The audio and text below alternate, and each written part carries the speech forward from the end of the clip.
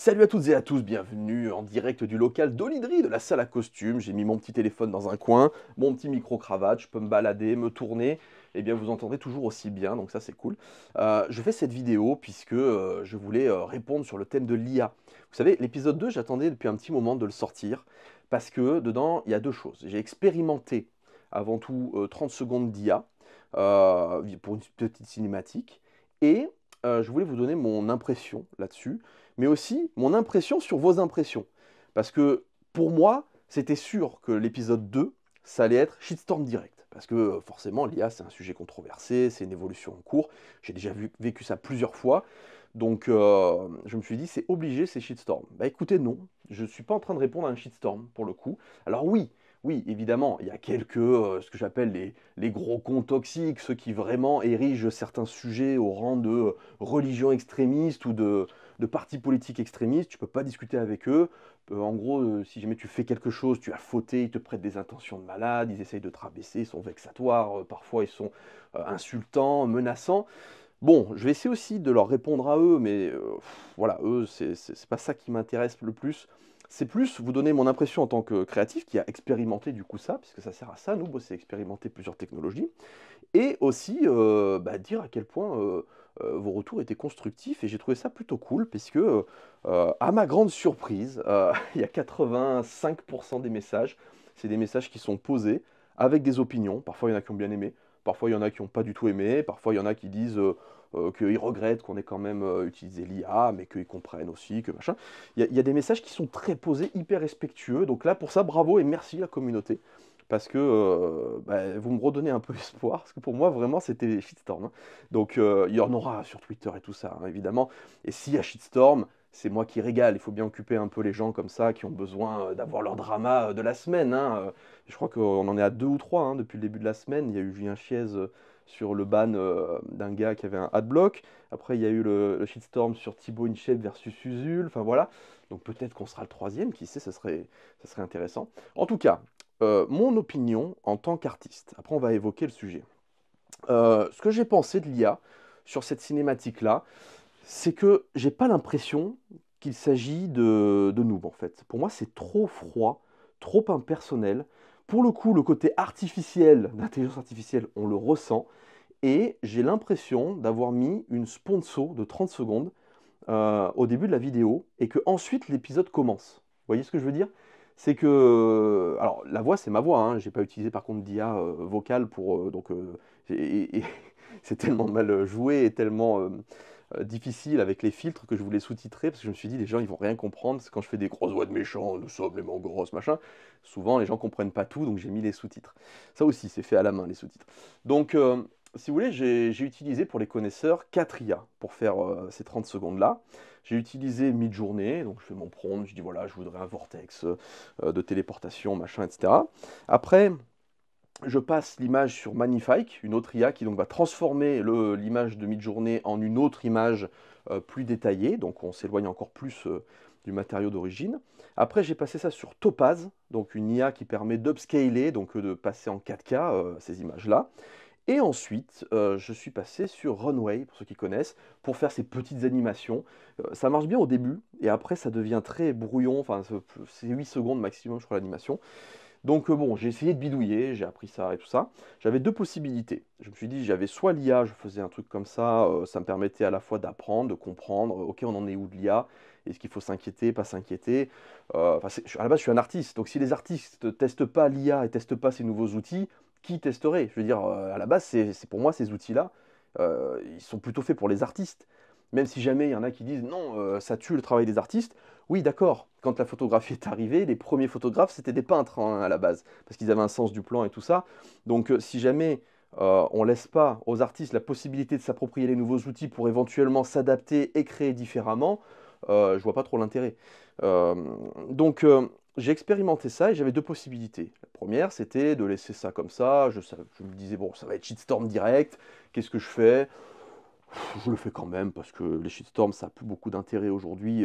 Comme je disais, ça va occuper des gens qui ont que ça à foutre sur Internet. Ça va durer 24 heures, après c'est oublié.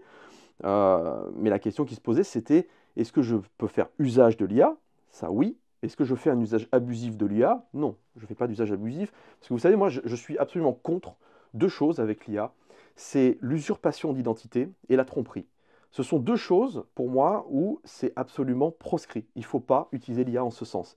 Si demain vous imitez la voix de quelqu'un, si vous imitez le style de dessin de quelqu'un, si vous imitez son art en demandant à l'IA de reproduire quelque chose à la manière d'eux, ça, pour moi, c'est un usage abusif. Pour moi, c'est à proscrire, et d'ailleurs, il faudrait qu'il y ait des juridictions qui luttent contre ça. Ou même, vous savez, comme ils font maintenant les deepfakes, vous reprenez le visage de quelqu'un, vous essayez de reproduire la voix de quelqu'un, et puis donc vous essayez de faire croire que cette personne-là a vraiment dit ça, et vous trompez les gens. Voilà, ça c'est l'autre point. Pour moi, ça faut pas. Mais l'outil IA, c'est une évolution, on savait très bien qu'on allait arriver là. Moi, ça fait 23 ans que je me forme en fait dans des logiciels à droite à gauche. Je les ai vus, les progrès. L'IA, là, le grand public découvre l'IA, ouais, super. Mais en vrai, nous, quand on a fait de la rotoscopie, quand on fait, vous savez, tous ces petits trucs un peu rébarbatifs, le détourage, les machins, etc., en effets spéciaux, vous voyez petit à petit l'IA qui est intégrée dans vos logiciels. Et donc, vous avez petit à petit des facilités. Aujourd'hui, vous allez sur Photoshop, vous devez rendre à l'imprimeur un visuel, il vous manque 1 cm de bord perdu parce que votre dessin, votre dessinateur, il vous l'a livré, il a oublié les bords perdus. Vous avez l'outil qui vous permet de rajouter les bords perdus via de l'IA.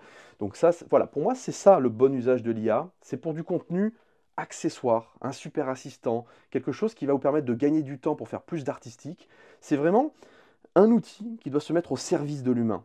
Et cette cinématique le prouve déjà, parce qu'il y a eu beaucoup de commentaires en ce sens, ça veut dire que les gens l'ont vu, que c'était de l'IA, alors que Scoop, vous savez que Trigger, les fonds, c'est de l'IA. J'ai pas eu un message. Pareil, quand il y a 5500 personnes qui ont vu Noob saison 11 en intégralité, c'est-à-dire les 1h35 de saison 11, j'ai pas eu un message sur l'IA sur les 5500 personnes qui ont vu l'intégrale. Donc ça prouve bien déjà que c'est vraiment minime au sein de la saison, et que quand on utilise l'IA en tant que contenu accessoire, ça gêne pas. Vous vous souvenez du gag quand Sparadrap, il se transforme en Gaïa, puis il se transforme en Arthéon, etc. C'est de l'IA, c'est le visage qui est reproduit, qui bouge, etc. Et Sparadrap, il a la tête de Gaïa. Eh ben, bon, avec une barbe, parce que c'est pas encore au point, ou que je maîtrise pas bien, mais c'est de l'IA qui est mise au service de l'humour. Personne m'a jamais fait le moindre message sur ça. Donc ça prouve bien que quand on utilise l'IA en tant que contenu principal, comme ça a été le cas dans cette cinématique, là ça passe pas. Ça passe pas parce qu'on n'y croit pas, parce que ça se voit trop, parce que ça nous sort du contenu. Donc là je suis tout à fait d'accord. Et cette expérience pour moi n'est pas concluante. Alors pourquoi je l'ai laissée? Bah, parce que je voulais voir les retours des gens, parce que je voulais voir un peu où on en était, parce que je trouvais ça intéressant. La deuxième option, c'était quoi?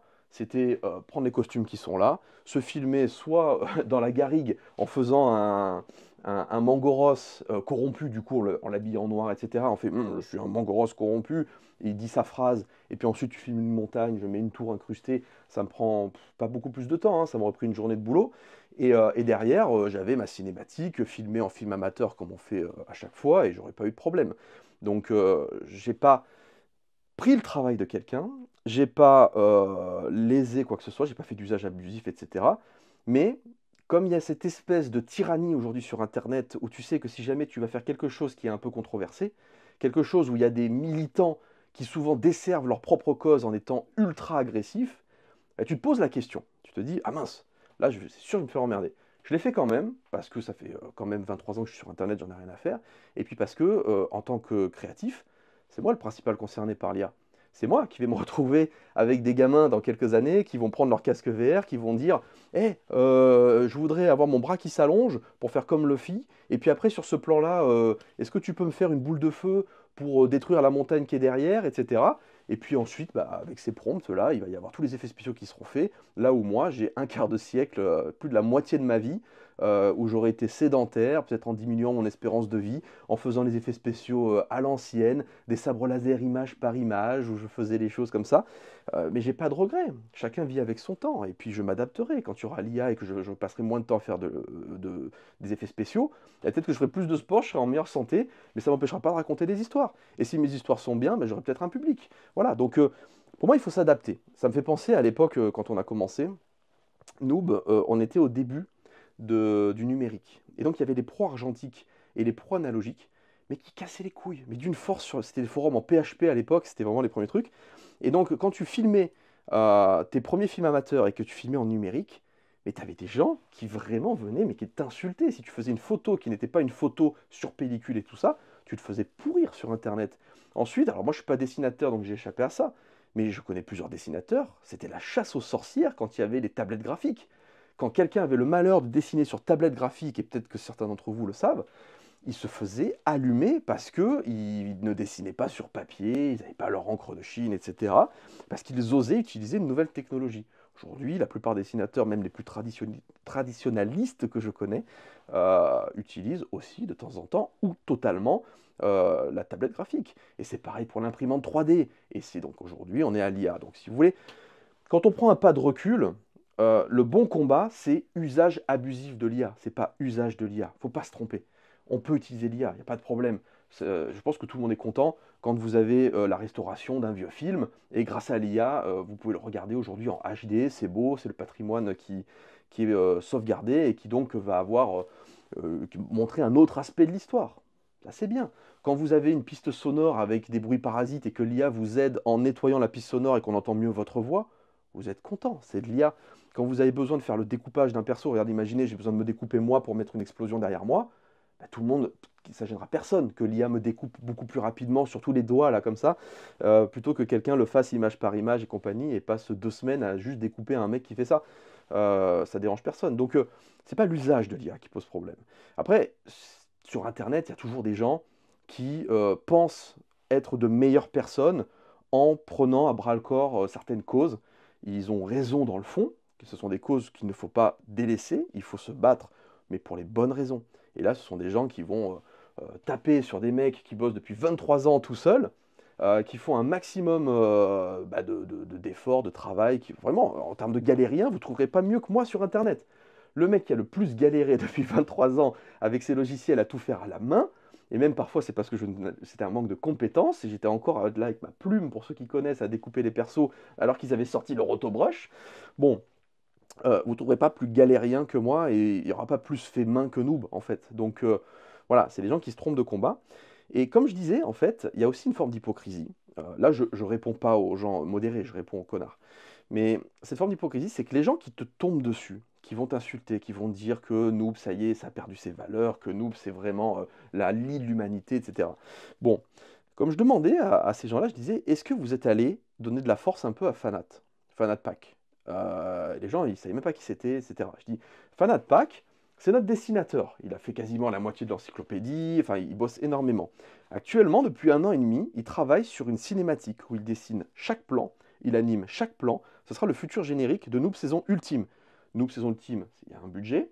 Ce budget est parti dans la poche d'un humain qui est en train de créer quelque chose. Il a du temps pour ça. Ça fait 1 an et demi qu'il travaille dessus.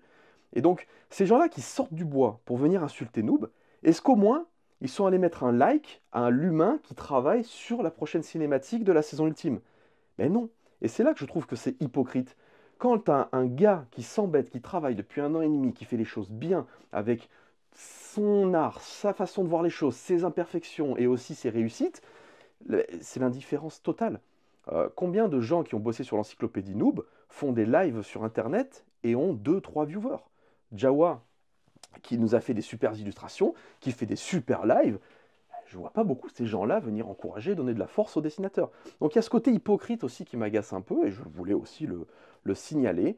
Je pense que si jamais vous êtes des anti-IA convaincus et que vous êtes extrêmement agressif, dans ce cas-là, ok, vous avez le droit, hein, vous avez la vie que vous avez, mais utilisez une part de cette énergie pour donner de la force aux humains qui, eux, essayent de faire des choses. N'allez pas juste taper sur les gens en vous disant « Hey, je suis une bonne personne, t'as vu? Moi, j'ai pris mon petit logo anti-IA, là, je suis allé tomber sur ces mecs-là, je les ai démontés, je les ai insultés, etc. C'est bon, je suis une bonne personne. » Non, tu seras une bonne personne quand tu iras encourager les mecs qui travaillent. Et là, tu seras allé au bout de ton processus. Donc, voilà, c'est ça que je voulais un petit peu dénoncer pour les connards. Mais par contre, pour les pas connards, pour les gens donc qui sont contre l'IA ou qui sont pas convaincus par l'utilisation, etc., juste merci, parce que vos retours, je les ai trouvés très intéressants. Je les ai trouvés enrichissants. Ça m'a conforté dans mon opinion, parce que je me suis rendu compte qu'en fait, je pensais la même chose que beaucoup d'entre vous. pour le côté artificiel, impersonnel, etc. Ça me plaît pas en tant qu'utilisation de premier plan. Et j'en arrive au dernier point de cette vidéo, et c'est un truc un peu rigolo, les IRL de Noob. Vous savez, dans les IRL de Noob, il y a des arrière-plans. Alors évidemment, personne ne m'avait jamais fait la remarque, mais comme là, il y a la petite cinématique de 30 secondes au début avec l'IA, bah, il y a plein de gens qui se sont mis à faire OK, ouais, où est-ce qu'il y a de l'IA, où est-ce qu'il y a de l'IA? Et effectivement, dans les arrière-plans de l'IRL, il y a de l'IA. Enfin, c'est juste une image, mais j'aurais pu mettre une photo aussi, hein. J'ai choisi l'IA parce que vous allez comprendre. Alors pourquoi les IRL ont ces espèces d'arrière-plans qui peuvent donner un rendu très kitsch? Moi, je suis content que vous ayez cette opinion, que vous ne soyez pas convaincu, parce que vraiment, ça va me faire gagner du temps pour l'avenir, mais je vous explique les raisons. À l'époque, on habitait tous à Toulon, donc on prenait la voiture, en plus on était étudiants, on avait du temps, et j'allais tourner chez les copains les plans IRL. Donc je venais avec ma petite caméra, mon trépied, c'était réglé, j'avais même pas de lumière la plupart du temps, la personne elle disait ses phrases bah, comme ça, salut, machin et tout, et puis c'était réglé. Là, le problème c'est qu'on a beaucoup de lumière, les caméras sont plus grosses, il y a le gros micro, etc. Et les acteurs habitent plus loin qu'avant. J'en ai qui sont sur Aix-en-Provence, sur Bordeaux, sur Nice, sur Paris, etc. Donc non, si je veux remettre de l'IRL, parce qu'on m'a demandé de remettre de l'IRL, je ne peux pas prendre la voiture et faire le tour de France pour aller filmer tout le monde. Ou même, je ne peux pas passer une semaine à aller filmer, même si jamais c'est pas loin de Toulon et compagnie. C'est hyper chiant parce qu'il y a beaucoup, beaucoup, beaucoup de matos, des lights dans tous les sens, etc. Donc voilà, c'est pas quelque chose que je voulais faire. Donc je me suis dit, bon ça je peux pas, j'ai pas le temps. Voilà, c'est comme ça, hein. Noob, c'est pas mon activité professionnelle, donc j'y mets le temps que je peux. Mais ce qu'on peut faire, c'est que quand on a tourné nos plans IRL, in-game, pardon, donc dans la forêt, là, dans le coin, ensuite on passe au local et on fait nos plans. Et pas que au local d'ailleurs, hein. Il y en a qui ont été tournés chez moi sur mon fond vert et le gâteau, d'autres on avait un fond qu'on a tiré derrière l'acteur, voilà. Et on s'est dit on va utiliser le fond vert, comme ça je remets de l'IRL, et l'acteur, bah, du coup ça évite d'aller chez lui et compagnie. Donc là j'avais deux possibilités. Donc une fois que je suis parti dans le fond vert, j'étais obligé de faire le fond vert pour tout le monde. C'était une très mauvaise idée et je suis d'accord. Et du coup, je me suis dit, bon, maintenant que j'ai fait mon fond vert, pour la petite anecdote, ceux qui ont vu les vlogs, vous le savez, hein, Sparadrap, il est au milieu d'un parking dans la colline. Il n'est même pas dans un intérieur. On a tiré un fond vert et les plans IRL de Sparadrap, il est en extérieur en fait. Il y en a, vous voyez derrière, là, ici, on a tiré un fond vert ici parce qu'en haut, il y avait les gamins qui jouaient et on s'était assis entre les costumes et donc on a fait des plans fond vert où on a galéré, enfin c'était hyper relou. Il y en a d'autres, on les a fait chez moi, avec un éclairage pourri, parce que j'ai pas l'éclairage du local, mais bon voilà. Alors que si j'avais tourné sans le fond vert, avec juste mon setup, déjà tous les plans de fantôme s'étaient réglés en 2 secondes. Donc je suis parti dans ce délire-là, et pourquoi j'ai utilisé l'IA? Parce que je me suis dit, bah, quitte à partir dans ce délire-là et de mettre des fonds, plutôt que de prendre une photo et puis de la mettre derrière, ça va faire faux. J'ai dit, autant aller à fond dans le côté faux, et autant créer des arrière-plans qui ressemblent un peu au personnage. Donc c'est pour ça que Gaïa, par exemple, à la fin de la trilogie, pour ceux qui connaissent un peu l'histoire, vous savez qu'elle est devenue trader, elle a commencé à partir à Wall Street et tout ça, et qu'elle commence à faire ses armes dans le monde de la finance et tout ça. Ceux qui connaissent Noob Reroll, vous savez qu'ensuite elle rachète Europa Entertainment et qu'elle crée la version VR ultra futuriste, etc. C'est elle la patronne ensuite de Europa. Donc c'est pour ça qu'elle a des immeubles derrière, qu'elle est dans une espèce de gros bâtiment façon New York. Ivy, j'ai reproduit sa maison parce que ses parents sont millionnaires dans la série.